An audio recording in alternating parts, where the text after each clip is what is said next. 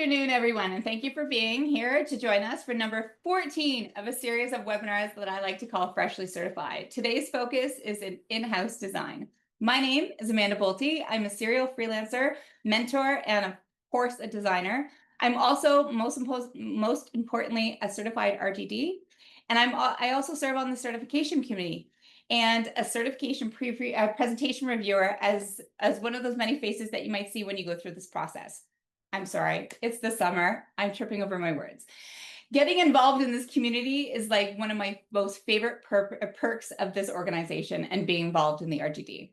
If you have any questions for our presenters today, please use the chat in the chat control panel, and we will hold all the questions until the end so the panelists are able to present today. But I'm very interested in any of your questions regarding the process, regarding their work, regarding certification in general, or regarding any tips and tricks to get your portfolio together and ready for jobs.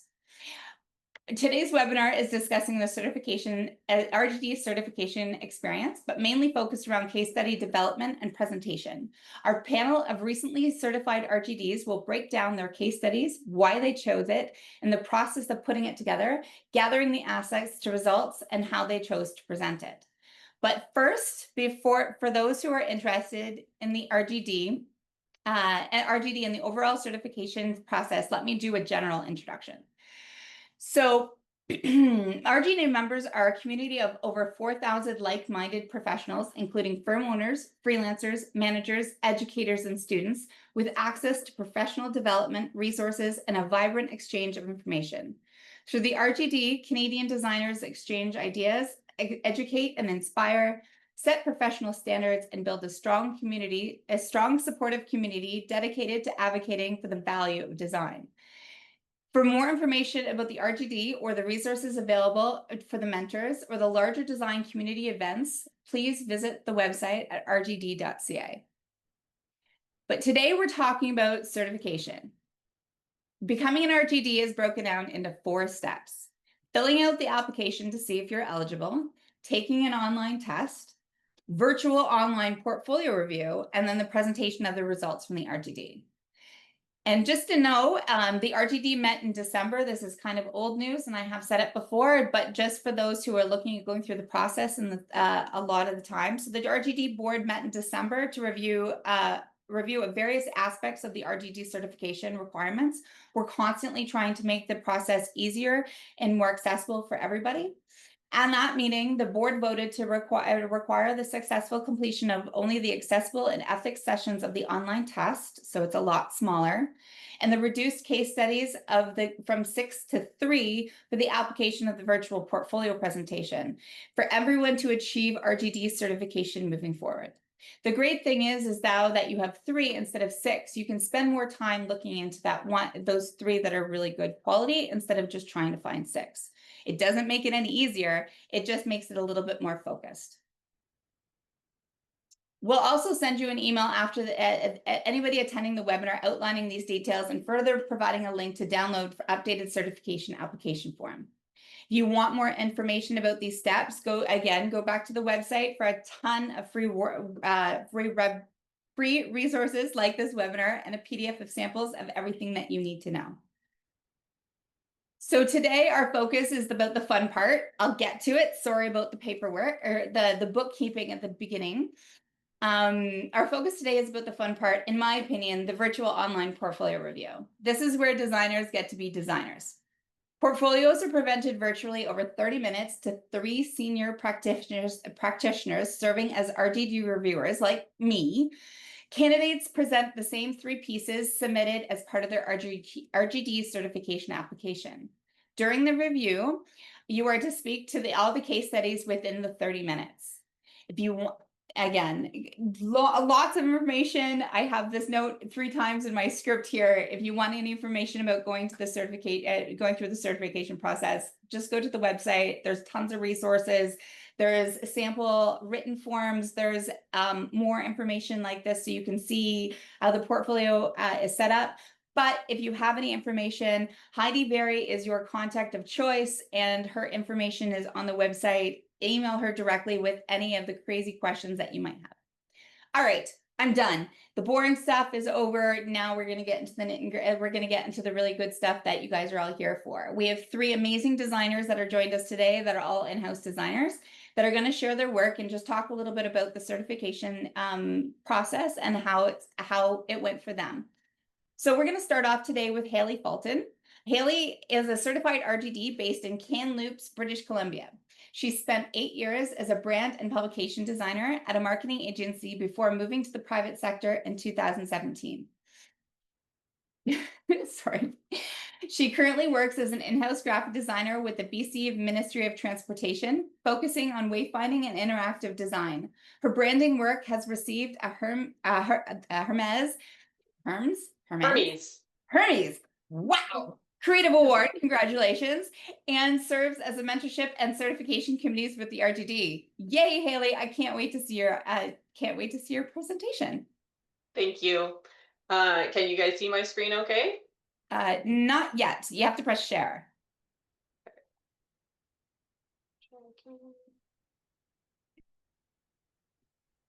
Maybe because it's full screen.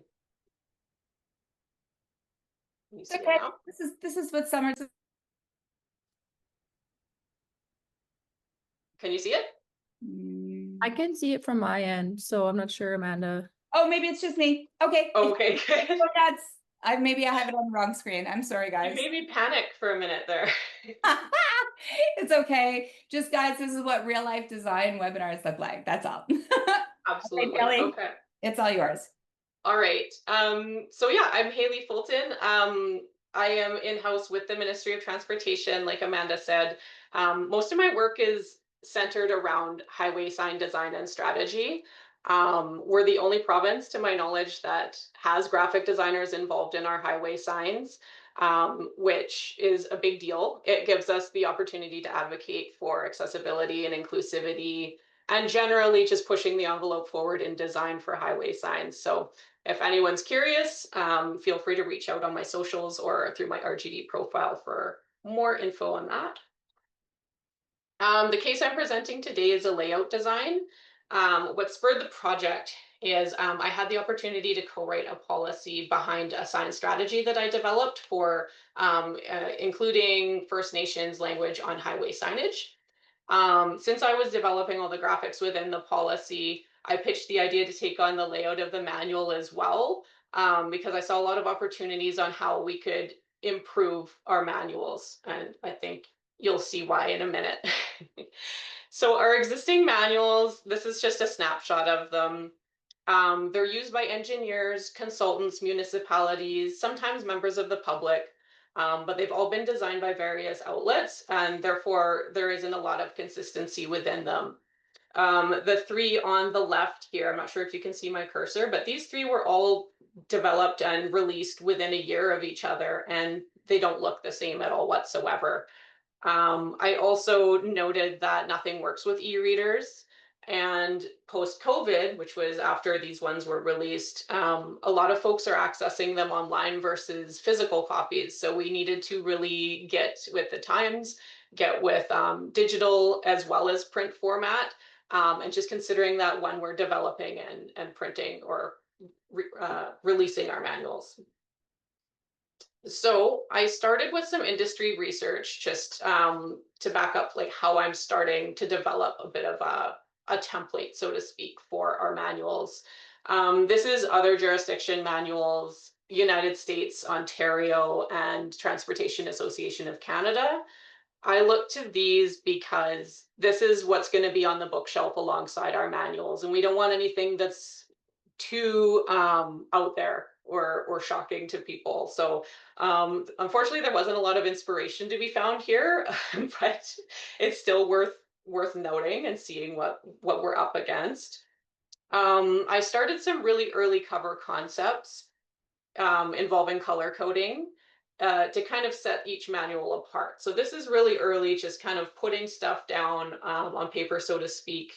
On the bottom of this slide, you can see some examples of British Columbia government publications that are more public facing. This isn't from my ministry, but I wanted to incorporate more consistency. Like I was saying, we've got blue is our primary color for the province. the font we use is called BC Sans, and I just wasn't seeing any of that coming through in our existing manuals. So I came up with these early concepts, very generic to suit the subject matter. Next, I went and did a bit of custom photography just to kind of create a library of our signs. Reason being, British Columbia, every jurisdiction for that matter, we have signs that are specific to where we are. Most people won't notice the difference, but there are little nuances such as like the shape or the walking of the pedestrian. Obviously, there's things like British Columbia and our route marker shield. So if we're putting photography in the manuals, they need to be accurate to what our signs are. So that was a big thing for me. After I compiled that, I expanded into some stock photos because like you saw in the manuals before, engineering manuals aren't the most exciting. So if we can put something exciting or fun on the cover or alongside some of the content, it stands out a lot more. So these are more generic. That way we could use them and they're not necessarily jurisdiction specific. I was also able to find them on Adobe Stock, which I think most of our in-house folks will appreciate. If it's included in the subscription, it's no additional cost. So it was an easy win and an easy way for me to get more options for cover photos for the engineers to decide from. So this is essentially what I came up with just for the covers again. These are actual titles of our manuals. And as you can see, there's not a lot of consistency in those either.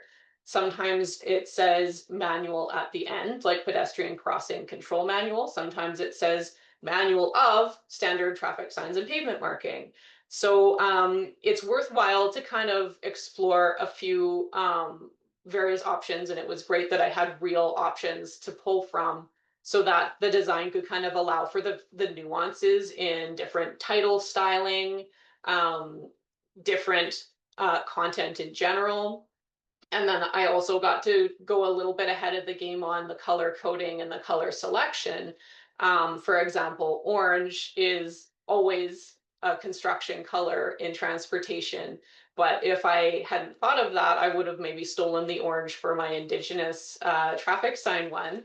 And then we would have been hooped when it came to the time to do that. So just some forward thinking there goes a long way. And showing these examples really kind of completed the vision for the folks that work that I was trying to describe. Hey, we can make it look so much better. Here we have before and afters of the exact same manuals. So top and bottom, you can see clearly that the after photos, these are coming from the same place. It's just more recognizable that this is BC because you're going to have a few different jurisdictions books on your shelf. You can tell which one's the BC one now. And I think the photos just add a lot of emphasis. They're a lot more exciting than previous ones, in my opinion. So from there, after I got the covers all laid out, I got to expand on my specific one, which was the Indigenous text on highway signs. I created a color palette based on photos that I'd compiled. A lot of these were submitted or found or taken by myself. And then I supplemented with some stock photos, like I said. So this is Highway 16, I believe. This totem pole is on the Malahat Highway on Vancouver Island. Just trying to bring everything in and then create kind of a cohesive like mood board to jump off from. And then I got into kind of my text layouts. Again, I'm using BC Sans. And I came up with some sample spreads. So when I was deciding how to lay out these spreads, I wanted to, again, consider online versus printing. Printing single page, printing saddle stitch. I wanted it to work in all of those methods. So the margins that I did, you'll see on the next slide, I wanted them to always line up when it's printed back to back, so that you'd always have a clean margin on the side, not text bleeding through. That's just a personal pet peeve of mine. It would also allow for generous like note taking, highlighting, putting in callouts or something. It's just really usable because engineers will often want to make their own notes on stuff. This is the same book viewed in single page versus up here is spreads. So this, I drew kind of guidelines that show that the margins line up. These are two opposing pages, because to me, that was just something that was really important. As for accessibility measures, I learned a lot just recently through RGD, and I was applying them as I was making this. The big thing for me was addressing nuances in text, because we are really bad, admittedly, for using glyphs or abbreviations that a screen reader wouldn't understand. A lot of the time it's the greater than symbol, or we'll just say HTS instead of height to suit. Parentheses and that kind of stuff. So I luckily I was a co-writer in this manual, so I had the creative license to massage the text just for those accessibility measures.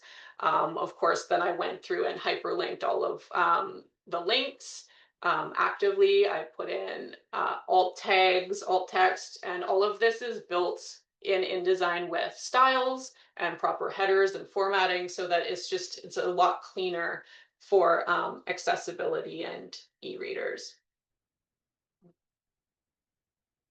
So conclusion, this is just the book as a whole. It's gone through a few iterations since here, but this is the layout, and now it can be shared for if we have consultants or other designers who are going to do future manuals. I don't have to do it all, but I think it's kind of like it's a style guide, so that they'll all hopefully become consistent moving forward. The engineers are very excited, and when they see it, they can't believe that they've been living in the past for this long. And it's the first ever accessible manual from our ministry, and it's due to be released later this year.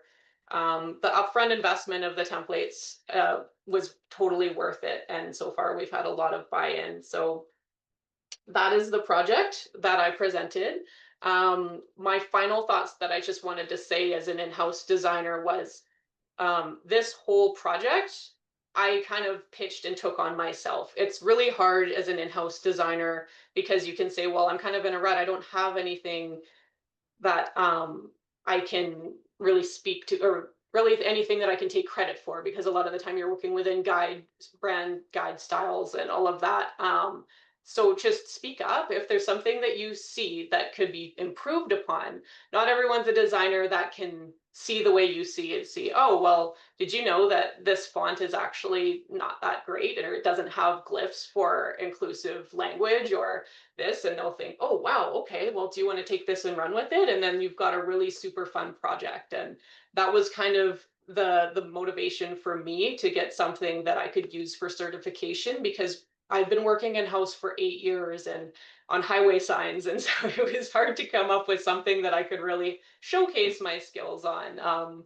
So yeah, that's just my word of advice for in-house folks. Thank you so much, Hayley. That is really good advice. I think a lot of the struggle with in-house designers, every in-house is different, from cannabis to highway signs. But I think I think that's a really good, a callback. It's like sometimes you haven't trying to have to make your own path. But what you said about, taking credit, I think that what's important to say is that part of your process as an RGD, if there is an essential, like a guideline that's already existing, that you have to kind of work within it, you do get the chance. It's very important to get the chance. It's actually required for you to show what your role is in the process. So if you didn't do that part of it, you literally just said it. But I love that you made your own thing. Like that to me is just, that's a girl after my own heart right there. It's just like, why would I just do that when I can make it better? But you're right. Like sometimes the designer, the people who don't think like us, they don't see the consistency that can make it better, and having that opportunity to show them. I just had a couple notes here, not knowing any questions for you.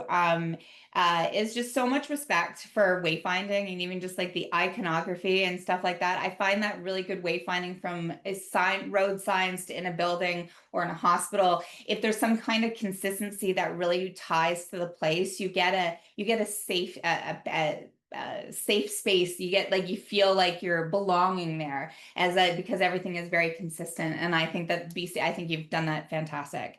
You can come over and do Ontario anytime because Yeah, I've reached out to Ontario. thank They you. they have some work to do, but Yeah. they like to copy our homework, and yeah, this, especially this Indigenous framework, we're going to be sending to other provinces because it's important work.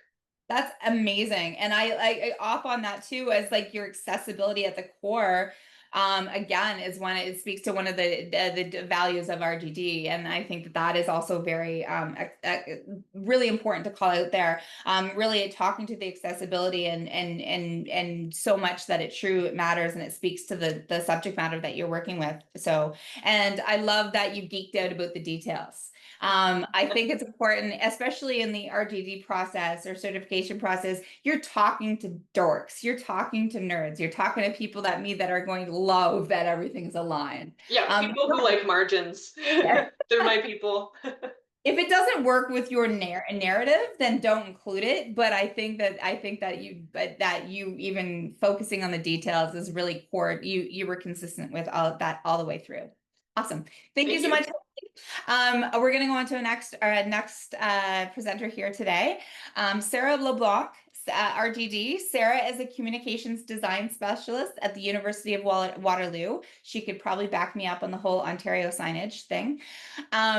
With almost 2 decades of experience in creating strategic, purpose-driven communications for the public and education sectors. She also draws on her background in the fine arts and illustration to bring warmth, clarity, and character to her work. Sarah, I can't wait to see your presentation. How exciting. Can you see my screen? Again, Sharing. and I'm just going to turn myself off. Okay, great. So my name is Sarah LeBlanc, and I work at the University of Waterloo in-house. And we do work for the whole university, faculties, support units, so much going on. It's pretty exciting stuff. I've worked there for about 18 years. So it had been a really long time since I had put anything together like a portfolio. So it took me about 6 months, but I don't say that to scare people. I just say that it took me a long time. I was able to take the time, and I felt good about the projects that I picked. Yeah, and it was long, but it was worth it. I took the tests or the few tests, and I failed one. I won't tell you which one I failed. But everyone was so nice and they really wanted me to succeed and they helped me take it again. And alas, I passed. So the whole process was just really great. I felt like the process of actually bringing all of my work together and picking and choosing what I had done over the years, over the last 5 years, it just like reiterated that, we're good at what we do at the university. I feel good about what I do. And yeah, the process made it worth it. And I think you should go ahead and do it too. So yeah, everything you need, like Amanda was saying, everything you need is there for you. Like it's on the application website. Everything that you need to build your portfolio is within the criteria that they ask you for. Their team is awesome. It was so good. So what I did to put mine together after my boss had actually done it, and she was the one who suggested that I do it because it was so great. She had such a great experience, and it's just really nice to be certified at something. So what I did is I took one of our existing University of Waterloo presentations and I just tweaked it to add the pieces that I was going to talk about. So I used the application criteria to go over all my talking points. I wrote myself a script that I could follow, just so that if I was nervous, I was able to come back and know exactly what I was going to say. And just really focused on what I did within the project and the meaning behind it, and then adding in some metrics at the end, just to talk about, how well it actually did do out in the world. Yeah. So the project that we're going to talk about today is the Global Futures Innovation Update. And we do this once a year at the university. And this is a little title slide. Now, I didn't actually include this in my presentation, but it's kind of nice to give everyone a little bit of context. So I'll just read it to you. The University of Waterloo's Global Futures Innovation Update was designed as part of a broader suite of materials, including the Waterloo at 100 Creative. And these pieces were developed to communicate our community's shared vision for the future and to inspire that same community to help shape it. The innovation update contributes to that goal by showcasing the transformational research and innovation happening across the university. So it's really talks about everything. It's pretty exciting. So I'm going to actually read you my script, but add in a little bit of extras as we go. So for each page, I actually wrote out what I was going to say. So for this one, it's this piece reaffirms Waterloo as a global innovation leader. It was to feature our campus community who are actively contributing to that future, and to demonstrate our differentiators and highlight stories that reflect the university's strategic priorities, all fitting within the existing Waterloo brand, which, everything that I had showcased was. This piece had many stakeholders across multiple departments in the university, including the president. Multiple rounds of mood boards, concepts were created.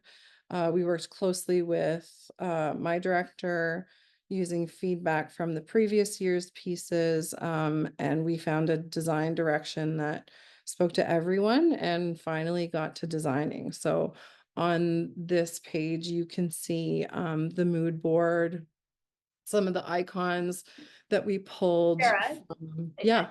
I still have the freshly certified case study screen up. Oh, We can click on. is everyone? It could be just me. Yeah, it's That's still what I on see. from my Yeah. as well. So click next on your PDF, maybe. I'm sorry. Oh, there we go. Now we can start to see stuff. Okay. Sorry, I want to interrupt your flow. I apologize. No problem. No I said problem. I'm everybody sorry said- that, but everybody sees it. That's strange. Okay. Well, just to go back, I had some really cute little, look at the design that I did. Oh, it's I really know. And the picture. beautiful. Okay. All right. Everyone got It's to okay. see them. This is what a live webinar is about, right? That's It's all right. good. Okay. I'll just keep it out of full screen for me then. Okay. So here you can see the mood board that we worked on. With some icons that we pulled from the mural that we had done for the Waterloo at 100, and then last year, the previous year's publication. And then we go into the full print piece. So as a lead designer on this project, I started by building off of the previous year's update and stripping away any outdated graphics and content, adding a version of the Waterloo at 100's vibrant design, using its shapes, patterns, and color overlays. The creative direction was for the piece to feel editorial and for each story to stand out on its own. The imagery was pivotal to understanding the stories and putting the ideas into focus. We chose to go with a variety of in situ images, some relevant archival images, and planned photo shoots to create some interest and context. So here you just see the different variations in layout, the fonts and the colors and all of that. That's all University of Waterloo brand. So every time we do a new project, we try to reinvent how to create something exciting, but still make it feel like Waterloo. Okay, and then here you can kind of see how it built off into all the other pieces. So the final results are bright, optimistic, cohesive suite of materials. There was print, environmental, digital, and it all speaks to Waterloo's vision and its active participation in creating a collaborative, innovative, and sustainable future. So you can see that there's the podcast art, some PowerPoint templates, some banners. And as we went on, there were more and more things added, more events, bigger committees created. So all of that, as time has gone on, we've built into that system. And the numbers for this particular project, it had a 94% online engagement rate, 15,000 views, 9,000 active users, and an average of 2 minutes and 54 seconds on the page, where industry standard is just under 1 minute. So having those metrics built into your presentation, I think, is really helpful too. Yeah, and I guess, well, that's it. It went over pretty quickly because I missed I missed the beginning there. But yeah, getting certified was just a really good experience. And I feel like I would suggest it to anybody. Amazing. Thank you Mm. so much. I didn't write much down. I do remember it's funny as my role on the certification committee is we also get to see things as they come through beforehand as well too. And I remember this one. I was like, I remember how beautiful and colorful and happy and joyful it brought me. And I also remember the consistency. It's like whoever said that in-house design is boring needs to go back to school because this stuff is awesome. Anyways, next person up, not last but very much not least, Hayley McHale, RGD. Hayley is an award-winning creative leader, with 9 years of experience, specializing in brand development and design. She has shaped strategic visual identities for a range of organizations, bringing brands to life across digital, print, and video platforms. With a strong background in both agency and in-house environments, Hayley is passionate about building an authentic, engaging, and brand experiences. Hayley, you're up. I can't wait. Thanks so much for having me. Today I'm going to be sharing my case study for the Norquist College brand refresh. I have a fair amount to share, so I'm just going to jump right in and hopefully give everyone some helpful tips that you guys can take away for your own certification presentations. So this first you have lots of time, Hayley, so don't worry. Don't Okay, start great. rushing. You're good. Yeah, so as I mentioned, this is for the Norquist College brand refresh. This first slide here showed the timing breakdown for each project that I presented. And the first two projects were more in depth than the last. So I found that this slide was really helpful for me to visualize this up front, just so the panel knew that what to expect when I was presenting. So I did take a full 15 minutes on this project, and I wanted them to be aware that that was intentional, and I knew I was going to go over that suggested 10-minute mark for this specific project. I also found it was really helpful to include a slide about myself. So this isn't necessary, but I did feel like it was a nice way to ease into the presentation and introduce myself to the panel about my background. So I kept it really short, only talking about myself for about 30 seconds to a minute. I had about 2 points about myself as a professional and about 2 points about my personal life. So I wanted to give a broad overview of the project scope, which was clearly outlined within these 4 headings. So my role, the timeline, the deliverables, and the objective of the project. And so this just set the framework for the project and allowed me to dive in after these basics were covered. So just for some context, I was the primary designer and creative lead for the project. The project took place over about 8 months. Obviously on the side of my desk while I'm working on a bunch of other projects, which is really common for in-house designers. And the deliverables were in the form of a visual identity and brand book, We did custom photography with an external photographer, stationery, and promotional items. And so the objective of this project was to redesign the visual identity of the college to reposition the brand with a bold new look and feel. And this was to dramatically change how people are viewing Norquest.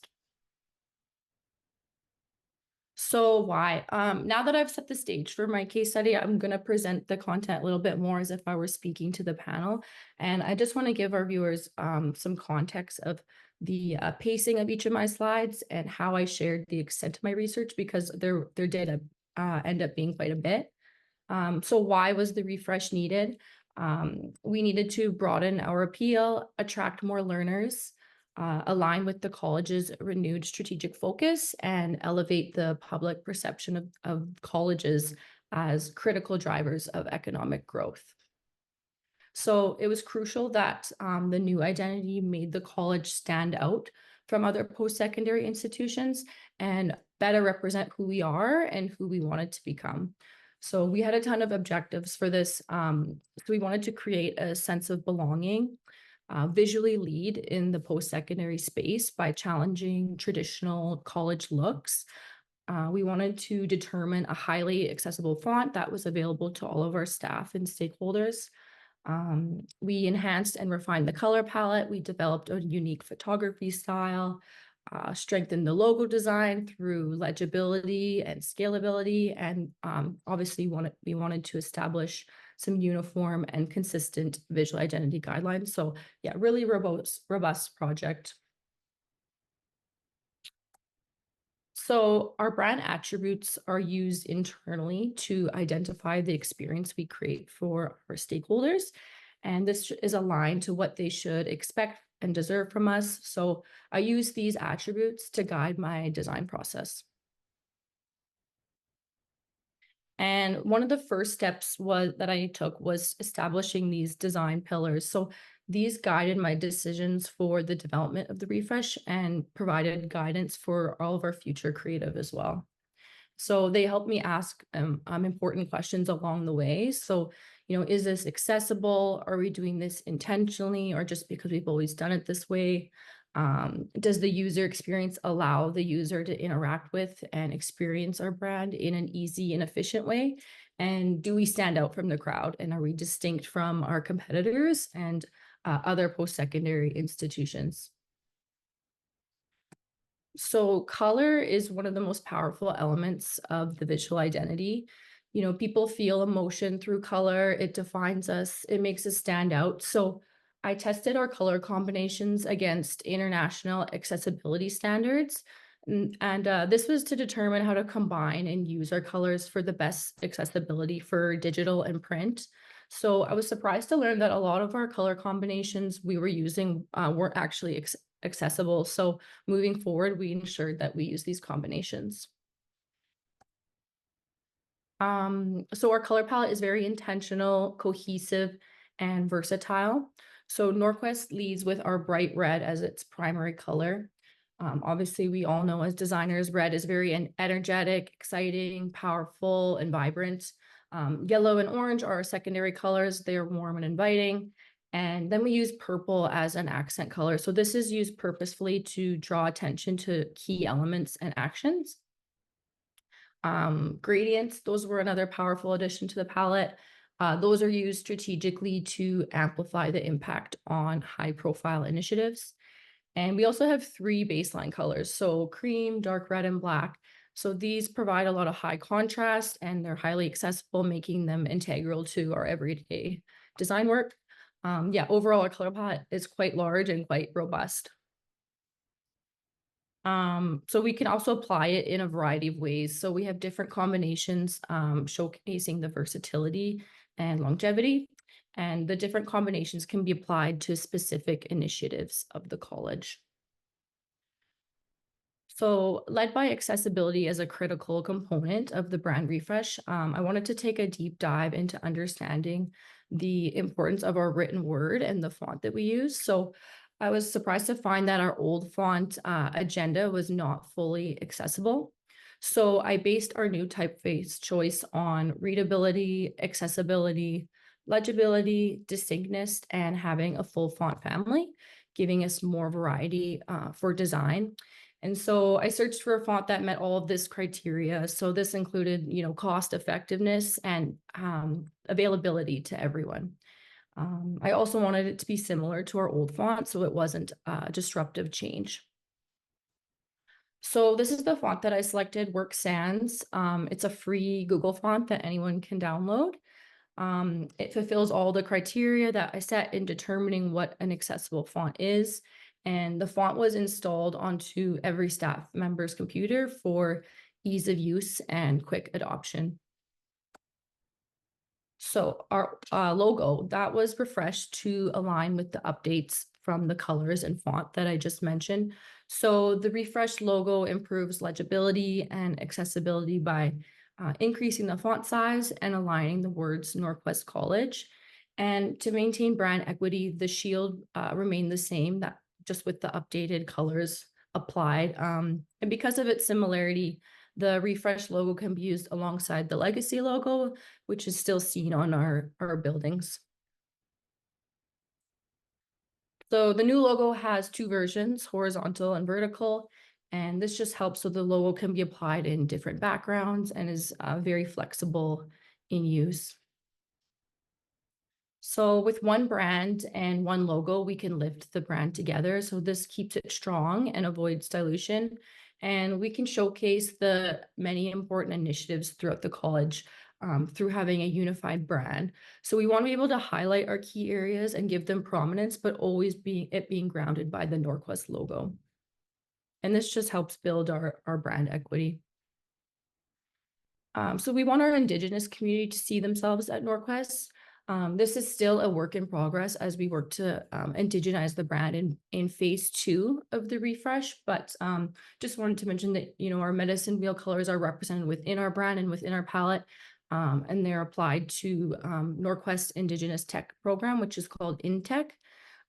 We also source artwork by local Indigenous artists to use within our brand materials, and we also ensure that we do custom photography of all of our students, but also Indigenous students to use in our marketing materials, just so they can see themselves here. So there are a ton of exciting ways to bring the brand alive through design and well thought out supporting collateral. So these are just some examples of some swag. Photography. So we wanted to represent our diverse community through photography and video, and taking a distinct and fresh approach to our imagery helps us stand out in the market. And so our concept for our photos is the selfie. So when someone takes a selfie, they want to share their experience and an exciting time in their life. And when it comes to professional photography, this concept can be executed technically by using sort of various angles. We can also utilize personal photos to capture authentic experiences and share a glimpse into what it's like to be at Norquest. So we've created a ton of supporting templates and brand collateral that's utilized by our staff. So that includes the brand book. As you can see here, we created templates for Word, PowerPoint, signage, and business cards. We did a refreshed email signature, new designs for our all user emails and our staff newsletter, as well as a full logo package. And so these are just some visual examples of the brand and application. And there were also the images that I used to apply for the RGD in-house design awards last year. So this was a billboard mock-up, social media example, pull-up banners. So pull-up banners are super popular in the post-secondary space. You see a ton of them at open house. So this was a good one to show.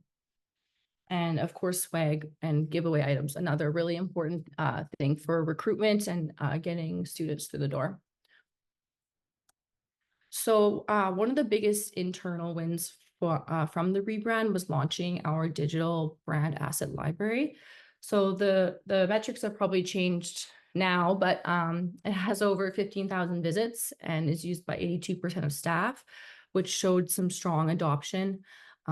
Externally, the brand led to a huge increase in meta ad engagement.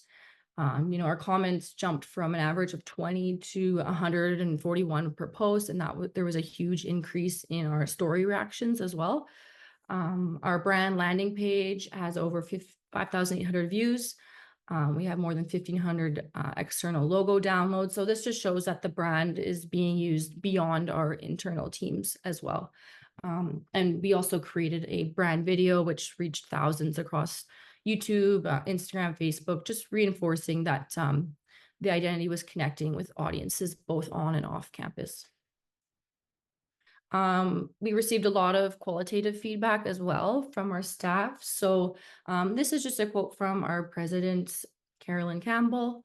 And we also got some really great feedback from our accessibility services manager. So he was part of our brand working group as well, and he helped a lot with the project. So I applied for the RGD in-house design awards last year and was really thrilled to receive an award of merit for this project. But yeah, that's about it. Any questions? That I'm is open. awesome. Thank you so much, Hillary. That was absolutely gorgeous. And you know what? There's a lot. I have a lot of notes from yours, especially the like good takeaways for people. I loved the introduction of yourself. I think that is something that we don't talk about a lot. And I think that whether it's the RGD or whether it's, you're talking to a future, like a future employee or a client or something like that, just, that little bit about yourself really kind of goes a long way, because you kind of put that humanity in it, saying that I'm not a robot, like I'm here to, solve your problems essentially. I love that. I also had it written down about the award submission, as I was just going to ask you guys. That's a great thing. So everybody who's here on the call, I think that because we have quite a big audience today, considering it's the summer, I love you guys. It's 400 degrees outside, so it's probably better in here, but is the award submission. So if there's ever the awards that the RGD produces, you may or may not be an RGD, but still want to get that acknowledgement. Hillary, I think you stuck it right on the nail. There is you can kind of kill two birds with one stone here, is that a lot of our award submissions at the RGD actually line up with the certification process for that reason, so it would be easier. So if you already had one done for the submission, then you only have to do two more, right? So it's just kind of like it's kind of thing. And congratulations on your award of merit. That's nothing. Thank you so much. Very good. That was really exciting. Thank you. Okay, so we're almost done. We've got about 12 minutes left, not even. And I know that people are going to have to get up. We have a lot. There's no real comments in the questions, but there's a ton of people praising all of your lovely work. So definitely something to look. You guys have to go take a look in the chat, because there's lots. I don't know what's going on here. We're getting like all of the people up on the screen here. Okay, so I think there's only one question that I'm going to ask all of you is, what are you looking forward to now that you're certified? What's your next steps? What are you excited about next? So I'll take volunteers for who's up, or I'll start pointing fingers. I can speak. Okay, Hayley. I kind of jumped right into it. I'm on the certification committee and I love it because it's kind of watching, if you like this webinar, it's watching this all the time. You're like a live moderator of it, and seeing it is amazing. I'm also I'm a mentor, so I'm in the mentorship program. There's a lot of stuff that's and especially as an in-house designer, I was losing some of the inspiration pieces. And so just since being in the RGT, I'm seeing so much more inspiration, and I just love watching the webinars and doing all the things, and it keeps me really energized. Hayley's she's going to be moderating this one next time, I think. Hillary, Sarah? Yeah, just to add to what Hayley said, like I'm looking to move my career to become more of a mentor and creative leader. So I just feel like RGD has a ton of those tools and resources to help me build on those kinds of skills. Last year I was a mentor as well. I was a judge for the Student Design Awards, which was, again, really inspiring and great to see like the incredible work that students are creating. and I'll be doing the judging for the branding awards in a few weeks. So it's just having those tools and that kind of practice. It's just been a great kind of avenue to build on the leadership aspect of my career, and obviously connect with other designers and creative professionals. So Sarah? Yeah, I just really like being part of a community and getting the emails with all the things that are happening and all the different webinars and things like this. And this was a really fun experience for me. So we'll see if maybe I can do something like this again, or yeah, just being with other people that sort of enjoy the same things. It's really Yeah, fun. the RGD has go and take a look at the website for those who are looking out there. The benefits and there's a lot of discounts and benefits that you can get, but the people to me is the most important part. And you can be like Hayley and jump right in. Sometimes they wait for you to put your hand up, and sometimes you don't even have to. There's lots of organizations, a lot of judging, a lot of ways to get involved. So if anybody's out there who's an in-house designer and says, hey, I need a community of nerds, we're your place. Come find us. But thank you, ladies. I think I will leave it at that. I'm a little bit early, but that's okay. Unless you guys have something else to say. There's a question in the chat. Oh, there is? Yeah. Thank you, Hayley. This is a I'm getting live my webinar, moderator hat everybody. on. For all three presenters, how much graphic design knowledge was self-taught versus formal education? I think everything is self-taught at this point in my lifetime. yeah, I Hayley? mean, Hayley? I mean, I went to the University of Alberta and got my BDes, and obviously that was super helpful and kind of laid the groundwork. But now being a designer that's worked in the field for about 9 years, like it's really working in the field that builds on your knowledge. And I will say too, like I have worked in agency and in-house. Like in-house, you learn a lot because you're the designer, but you're also the presenter. You're working directly with your clients. Like you learn a lot of skills, and you know, agency is fun, but I found in-house, like I've been there for working in-house the past 5 years, like you really build on your knowledge that way. Yeah. Yeah, I think the foundation of education is important, and that actually touches on kind of one of the main reasons why I wanted to join RGD. Was a lot of people are calling themselves graphic designers, and they don't necessarily have kind of the background to stand behind it. And so that's why I felt it was important to kind of say, no, like I have credentials, I can do it. So to echo what was said, like you need the foundations of education for sure, but I have learned so much. I also did agency work for 8 years. I've been in-house for 8 years. And so but the groundwork of like the typography, the layout, and even just the skills of setting up InDesign styles and all of that, it's very important. So about half and half. Yeah, I'll echo all of those things. But I think like education is important, and then the team that I have worked with for so many years, just being with other creatives and you know, helping each other along and sort of leaving your ego at the door and just letting all those ideas and fun things happen. I think that's been super fun. Absolutely. And I think we have another question.